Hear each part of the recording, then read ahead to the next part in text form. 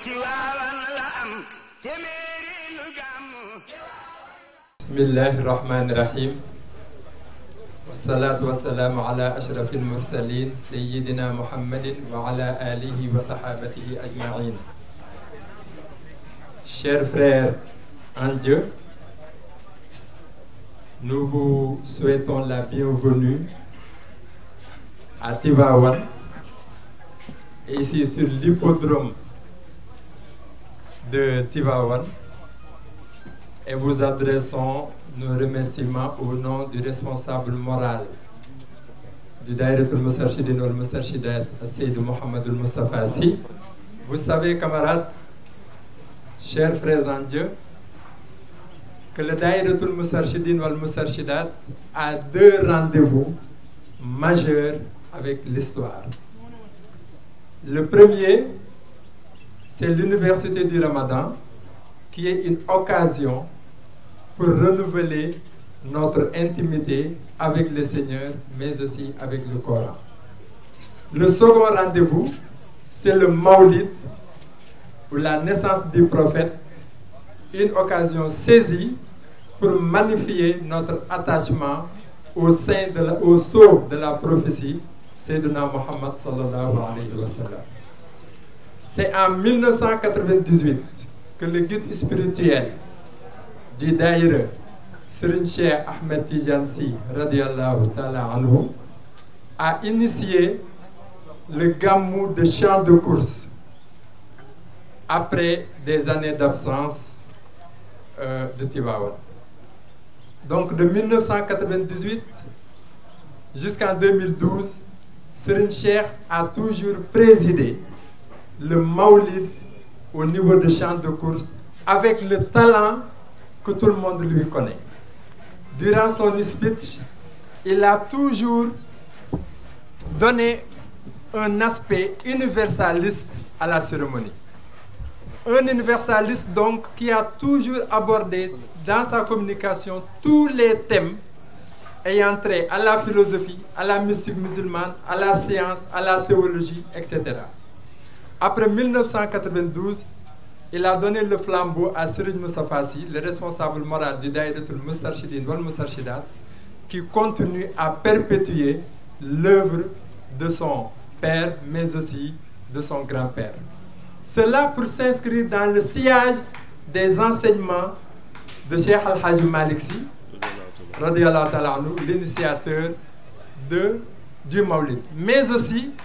pour s'inscrire dans le sillage d'une prescription divine. Bon, c'est vrai qu'il y a certains qui disent que le Maulid est une innovation, une bida, mais je tiens à préciser que le Seigneur a été le premier à célébrer le Maulid aux cieux même, ou bien au ciel, entouré de ses anges.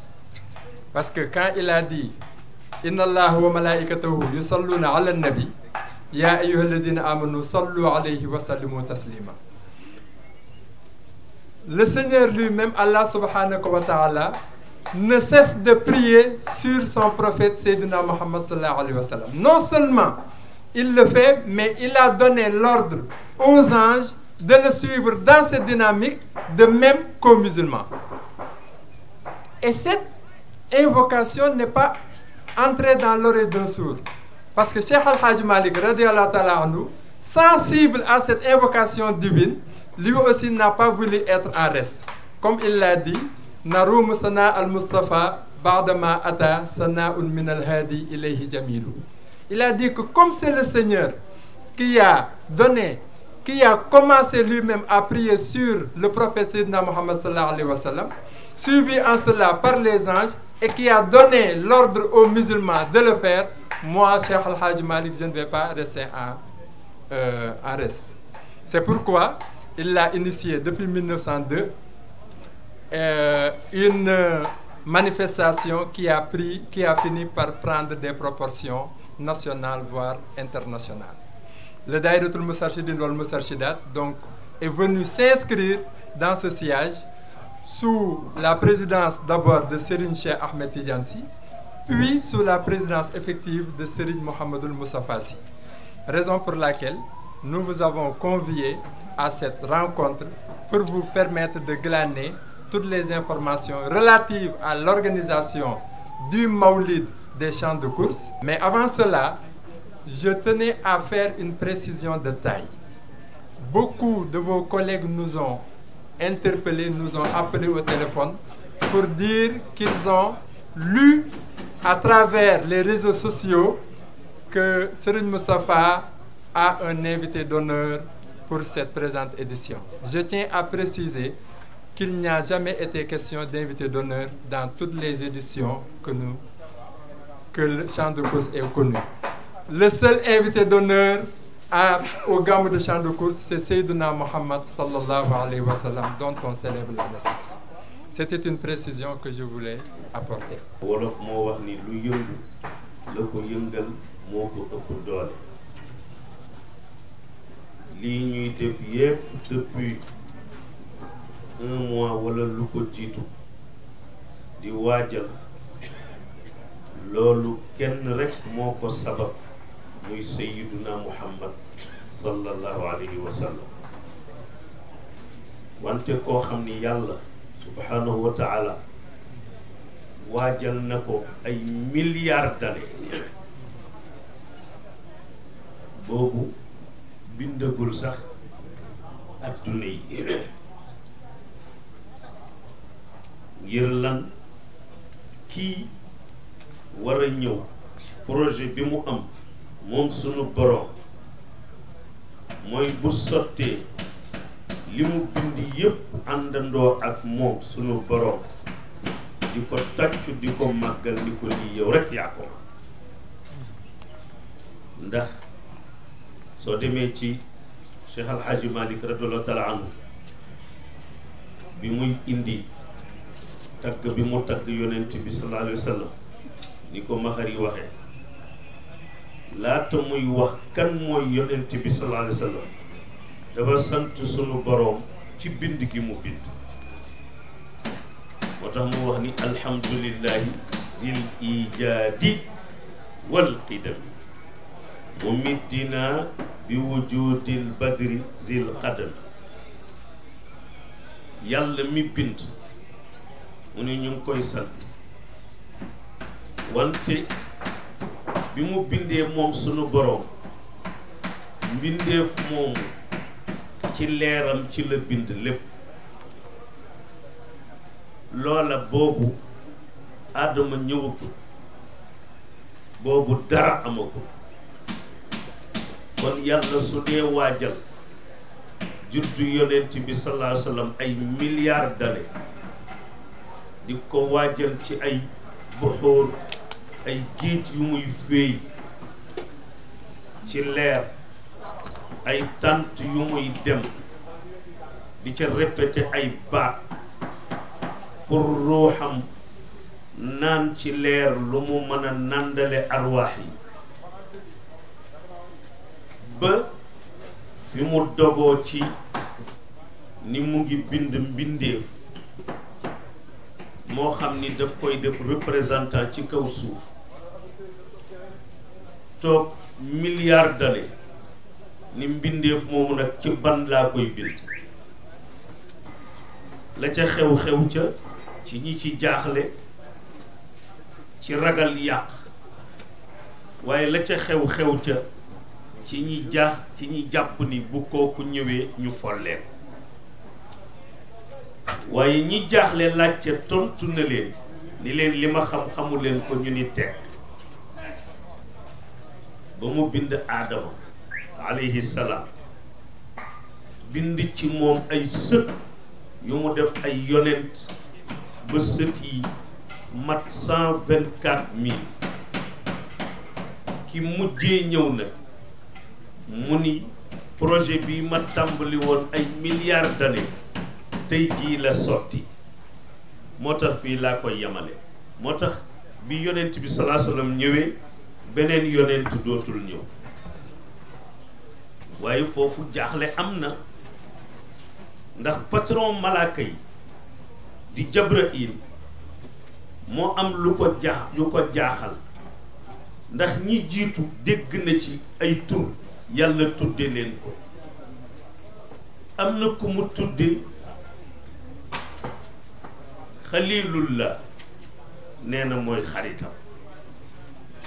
am na ku mu tudde kalimullah nee na kooku la waxal directement am na ku mu tudde ruuxullahi wa kilmatuhu xalilullah mooy ibrahim alayhi salaam kalimullah mooy Moussa alayhi salaam ruuxullahi wa kilmatuhu mooy Isa bnu Maryam alayhi salaam te yàlla ni ko kiy bëgg a juddu nag bu juddoo mooy li taxoon ma doon bind àddina bi di yabal ñëpp Jabrail ni waaw kon nag kii moom nu muy tudd ndax kalimullahi jib na habib xalilullahi jib na ruuxullahi wa kilmatuhu jib na waaw kon kii moom nu muy tudd waaye comme moom laajam bokkul ak laaj yële te yàlla nangu na lii ngeen di def conférence de presse yàlla nangu na ko moo tax bi ko Jibril posé question bi ni ko waaw comme nee nga kii moo tax nga bind àddina bi ñi jiitu ñépp di ñëw kii moo tax nga bind leen te kalimullahi jib na ruuxullahi wa kilmatuhu jib na xalilullahi jib na xaritu yàlla waxandoo yàlla dogit wu jógee ci yàlla waaw kii moom nu muy tudd mu ni ko kii mooy Habibullah mu ni ko loo wax de man gëm naa ko waaye nag diggante xalilullahi ak Habibullahi xaritu yàlla ak soppe yàlla loolu jaaxle naa ci wax ma lu leen wóotale mu ni ko gis nga kii ma tuddee xalilullah muy Ibrahim mu ni ko wax mu ni ko bi ma ko bindee ba bis bi muy dugg suuf mësuma koo sëpp mukk ci lu dul mu ngi wut lu ma neex man boroomam mu ni ko laaj naa la nag koo xam ni dundam yépp wut lu la neex ci la ko paase est-ce que kooku du sa xarit ni ko rey na junniy gàtt ngir man tër na doomam di ko rendi ngir man sànni nañ ko ci safara mu muñ ko ngir man lu nekk def nañ ko ngir man waaw est-ce que kooku duma ko def xarit mu ni ko ahade mu ni ko Muhammad bii nag ba ma tàmbalee di ko bind ca buxuur ya ba mu nekkee leer ba bis bi muy dugg bàmmeel ñuy wis ndox ci bàmmeelam mësuma dañ man ci di wut lu ko neex moo tax xalaqallahu min alxubbi alwara wa bana almulka alayhi wa amal cofeel ci la yàlla bind waaw ki yàlla soppal boppam nag mu judd kooku li ma bëggoon indi rek mooy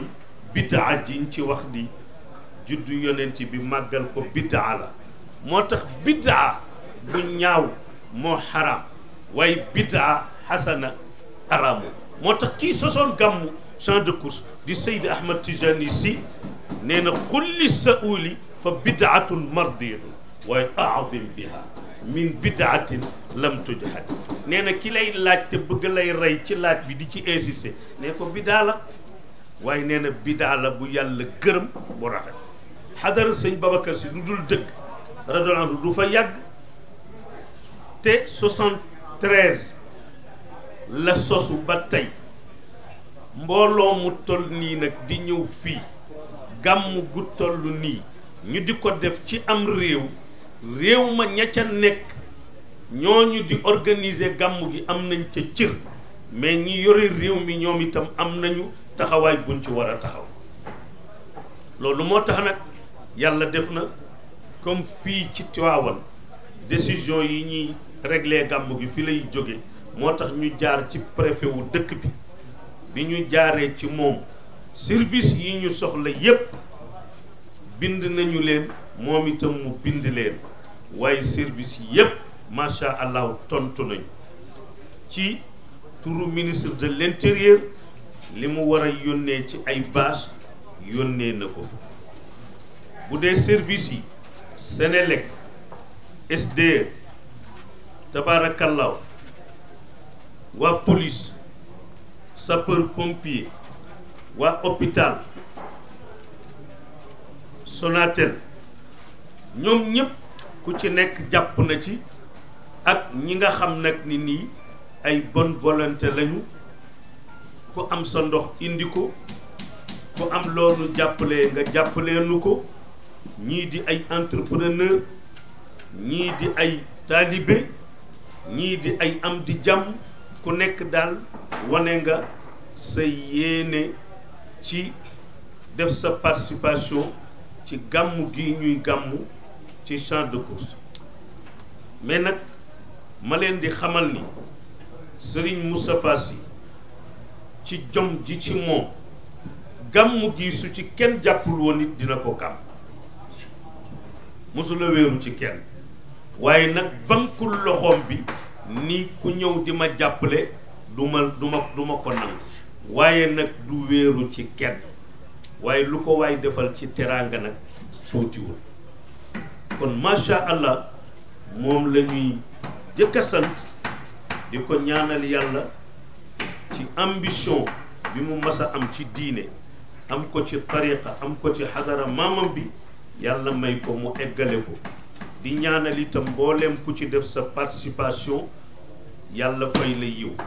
di profiter nag ci occasion bi di sant presse bi nii ñu def nii ñu def seen point de presse waxtaan ci wàllu gàmm gi dëgg la ñépp yëg nañu ni nii ñu ngi gàmm ci champ de course waaye nag def lu mel nii dina tax ñu xam ni li ngeen leen war a sédd ngeen leen kon képp koo xam ni nii participer nga ci yal na la yàlla fay ci barke yonent bi sallallahu alayhi wa sallam mi nga xam ni mu toll ci yàlla tax na lépp lu ñu tudd yonent bi sallallahu alayhi wa sallam yàlla du ko càmbar te lu ñu ko tudd moom suñu borom directement dina ko càmbar waaye nag bu dee rasulullahi sallallahu alayhi wa sallam danaan bàyyi leen rek mu jàll gani an lana minhu shafaatu fi gadi yanaaru ridaha kullu abdin muwahidi ala xatain fi zambi aw an taamudi jarairuna tumha bi jaahi muhammadi ida shufia al mahbubu jaaza al mubahri sayidna muhammad sallallahu alayhi wa sallam yàlla nee na bu taxawee buntu aljanna segam mbër rek moo mën a am daraja fii dugal suqam ci làmb ji te du fay géwél ba du fay sëriñ ba du fay ñu may ko tant de personnes ñu dugg te du fay ki tax yàlla bind addina bi kooku bu taxawee ci buntu aljanna yàlla da ko naan koo ni rus ma ci rek rus naa la ci yàlla na yàlla rus bi jaahi rasulillahi sallallahu alayhi wa sallam subhana rabbika rabbil izzati amma yasifun wa salaamun ala al mursalin walhamdulillahi rabbil alamin wa salaamu aleykum wa rahmatullah ci waawoon woote kon nag wuy ji leen ku jóg wuy ji mam aas am say ngërëm ci waawoon woote kon nag wuy ji leen ku jóg wuy ji mam aas am say ngërëm ci waawoon woote kon nag wuy ji leen ku jóg wuy ji mam aas am say ngërëm ci waawoon woote kon nag wuy ji leen ku jóg wuy ji mam aas am say ngërëm ci waawoon woote kon nag wuy ji leen ku jóg wuy ji mam aas am say ngërëm ku am góor gu mel nii ci réew doo gëlëm ci waawoon woote kon nag wuy ji leen ku jóg wuy ji mam aas am say ngërëm téeméeri lu gàmmu ti waawan la am téeméeri lu gàmmu ti waawan la am téeméeri lu gàmmu ti waawan la am téeméeri lu gàmmu ti waawan la am borom parasol baa ngi am nay ngërëm nu ñaan bur bi yàlla mu dolli mayam ci waawan woote kon nag wuy ji leen ku jóg wuy ji mam aas am say ngërëm téeméeri lu gàmmu ti waawan la am téeméeri